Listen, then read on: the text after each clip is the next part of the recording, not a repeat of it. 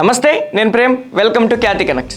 Neat వివాదం దేశాన్ని కుదిపేస్తే ఇప్పుడు డిఎస్సి అక్రమాలపై వైసీపీ ఆరోపణలు ఏపీ కూటమిని కుదిపేస్తుంది.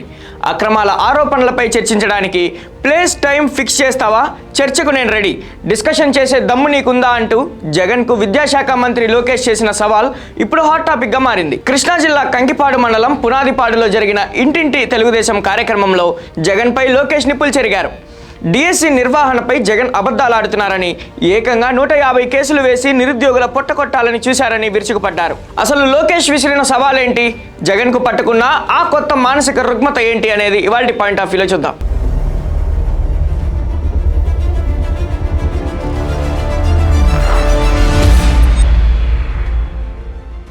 వైసీపీ అధినేత జగన్ టార్గెట్గా లోకేష్ విసిరిన పంచ్ డైలాగులు ఇప్పుడు పొలిటికల్ సర్కిల్స్లో మారుమోగుతున్నాయి. దమ్ముంటే బహిరంగ చర్చకు రావాలని, టైం డేట్ నువ్వే ఫిక్స్ చేయి, లోకేష్ ఒక్కడే వస్తాడు అంటూ డైరెక్ట్ వార్నింగ్ ఇచ్చారు. మేం పారిపోయే టైప్ కాదు బాయ్ అంటూ జగన్కు తనదైన స్టైల్లో మాస్ కౌంటర్ ఇచ్చారు లోకేష్. డిస్కషన్ కేవలం డిఎస్సి పైనే కాదు, లిక్కర్ స్కామ్ పైన తేల్చుకుందామంటూ లోకేష్ సవాల్ విసిరారు.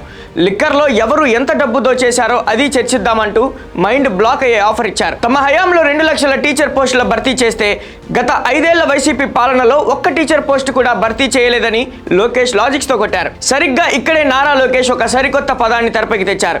జగన్ కు క్రెడిట్ చోరీ డిజార్డర్ అనే మానసిక రుగ్మత ఉందంటూ సంచలన వ్యాఖ్యలు చేశారు. కూటమి ప్రభుత్వం రాత్రింబవళ్లు కష్టపడి ఆర్సెలర్మిట్టల్, గూగుల్, రాయల్ ఎన్ఫీల్డ్ లాంటి పరిశ్రమలను రాష్ట్రానికి తెస్తుంటే జగన్ మాత్రం అవన్నీ తానే తెచ్చారని చెప్పుకుంటూ జబ్బు లక్షణాలు చూపిస్తున్నారని ఎద్దేవా చేశారు. సైకో వ్యక్తి నరనరాలో ఉంది ఫేక్ ప్రచారం.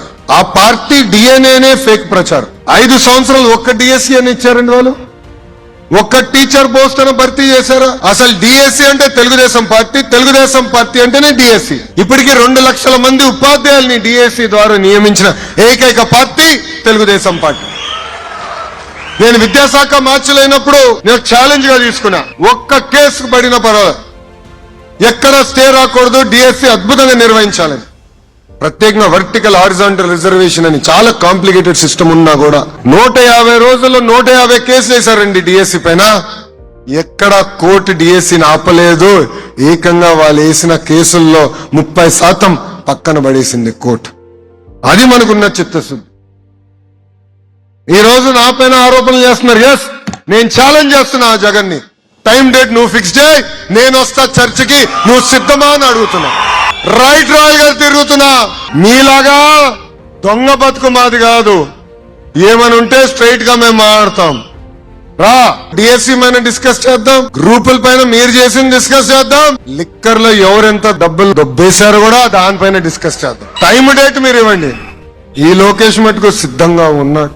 ఆదిత్య బిర్లా యాజమాన్యంతో కూటమి నేతలు మాట్లాడి స్టీల్ ప్లాంట్ తెస్తుంటే జగన్ ప్రెస్ మీట్ పెట్టి అబద్ధాలు మాట్లాడుతున్నారని ఫైర్ అయ్యారు. ఇదే సమయంలో వైసీపీని గొడ్డలి పార్టీగా అభివర్ణించారు లోకేష్. బాబాయిని గొడ్డలితో లేపేయడం, తల్లిని చెల్లిని ఇంట్లో నుంచి తరిమేయడం జగన్ కే చెల్లిందని, ఆ గొడ్డలి పార్టీకి అసలు సిద్ధాంతాలే లేవని తీవ్ర స్థాయిలో విరుచుకుపడ్డారు. చూశారుగా మంత్రి లోకేష్ చేసిన మెగా ఛాలెంజ్ ఎలా తీసుకుంటారు.